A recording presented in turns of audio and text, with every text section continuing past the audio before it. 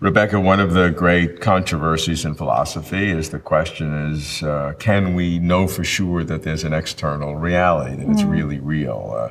The question of realism versus anti-realism. What's embedded within that question? And can we really make progress, since everything we do know comes from externally through our senses and processed in our brain? Yeah. So it's true that we are captives of our own consciousness. I mean, that is, we always inhabit it. That is, to know anything is for it to be processed through your own consciousness. So of course, there are people who are not realists about consciousness, who try to argue that away. I find that difficult to understand. I think consciousness is real, and if you think it's only an illusion, that itself is proof that it exists. So I'm a realist when it comes to consciousness. I think consciousness is real, and where do we go from there? I mean, it's possible to be a solipsist, right? That is, to think your consciousness is the only reality. That is, it's all generated out of my consciousness. Nothing else exists. I cannot mention solipsism without thinking of that story that, was it Bertrand Russell claims to have, I think it was Bertrand Russell who tells that, he's at a party and a woman comes over and says, "Oh, I'm so happy to meet another solipsist. There are so few of us in the world," right? But it is a possible position. All philosophical, these philosophical, if it has a name, it's a possible. Somebody believes it. It's possible to believe it. That is, it's consistent with all the experience that we have, right? And that's what we're basically trying to do. We've got all this experience. What seems the most likely view of the world given the experience? I'm a realist about the external world because I think it offers the best explanation for why there is this predictability about some of my experiences. I spend a lot of my consciousness spends a lot of time dealing with imaginative reality. When I'm a novelist, the feel of the world then is extremely different. It's very vivid. It's very real. I hear characters talking. I know what they're. There's a kind of determinism to that reality as well. That is.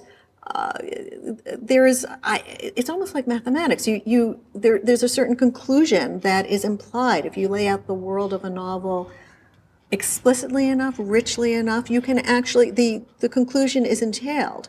But you're creating that I'm world, creating it, and that's a very rich world? It's rich, and it has relationships, and sometimes I'll have a character say something, and I'll say, no, that's not right. That character would not say something. So there's objectivity. But sometimes the characters, I bet, will speak themselves things that you think that you didn't realize. No, surprise me, and sometimes they'll make me burst into tears because they surprise me so much. Right. I just hadn't seen it coming. So there's a kind of determinism there too. It sounds like that would push you into an anti-realistic point of view. No, I am anti-realistic about it. And what I wanted to sort of say that is, even that, though there is so much reality in there, it is different from the reality that I am, in right now, talking to you.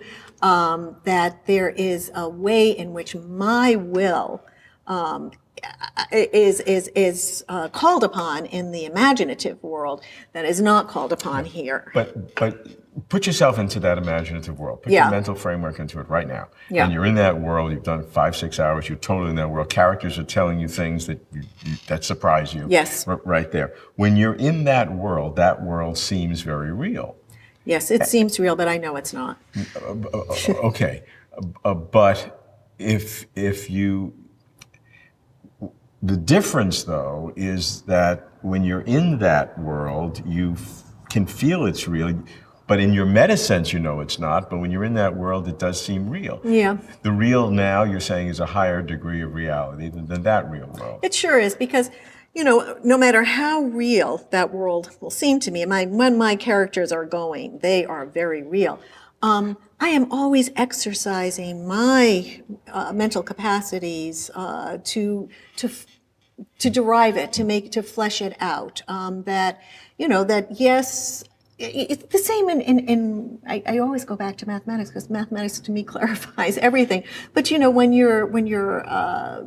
you've created a certain concept in mathematics, I mean, square root of number -1 or whatever, certain things follow. It may be a mental construct, but certain things then follow. But you it doesn't exist in the spatiotemporal realm the way objects do, the way the external world does. So the fact that things follow, but that you need the capacity of mind in order to. Here, the analogy with mathematics is breaking down because there's more objectivity in the world of mathematics. But than there is imagine in yourself in your novelistic world, Yeah. and for some neurophysiological reason you got trapped. Yeah. And you could never get out. Yes. And that became your total world. Well, that's what you call mental illness. And I'm not mentally ill. I will tell you, I've had experiences. The first time I wrote a novel, I mean, it was very, very dramatic. Now I'm used to it. But I mean, I remember, I was always thinking about this character, and it was written in the first person point of view. So this character was very much, had taken over, colonized my own consciousness.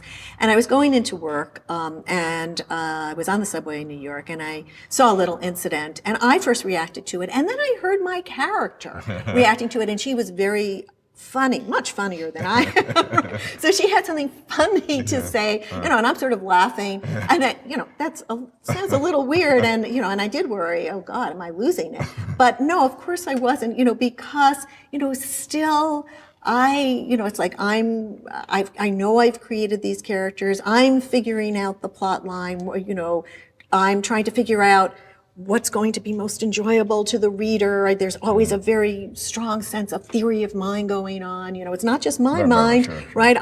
Readers are going to have to enter into this thing. So it's all very deliberately done. Look, I was trained in science. I'd be a natural realist, and every time I wake up from a dream, I really head over to anti-realism because it so scares me that in that dream I had, however phantasmagorical it was, I thought that was the reality, and I was in that reality. Yes. And I had the emotional feelings, and all the bizarre things were. I didn't question them. Yes. They were just part of that reality. Yeah. And I had no doubt that was real. And the fact that I couldn't do things or was struggling or whatever it was, it gave me emotional trauma. No, I understand. And that got me. Then when I wake up, a reaction is, what confidence do I have that this is more real, or that this is? I'm certainly sure that this is a higher degree of reality than that. Yeah. But why am I sure that this is the absolute reality? Yeah, right. And of course it isn't, because we're never in touch with the absolute reality. Even that science itself tells us that that colors as they exist out there are different from the way we exist in here. But the fact is that we can reason about these two different kinds of experience. The one where imagination is really in play, and the other one in which we're subjects of consciousness, but we're reasoning about it, and one we can make sense of. We can talk to others. I may be dreaming you up, but I really don't think because it's too coherent. It's not the way it is in dreams. It's not even the way the coherence that I'm able to manage in a novel. I know how to explain away the reality of dreams. I know how to explain away the reality of my novelistic scenes. I don't really know how to explain away this kind of reality, the coherence of this, the predictability of this. I look away, I look back, you're there. If I look away and I look back and Gregor Samsa is, a bug is sitting there, I'm going to start thinking I'm dreaming. But there's a real difference, not in the moment by moment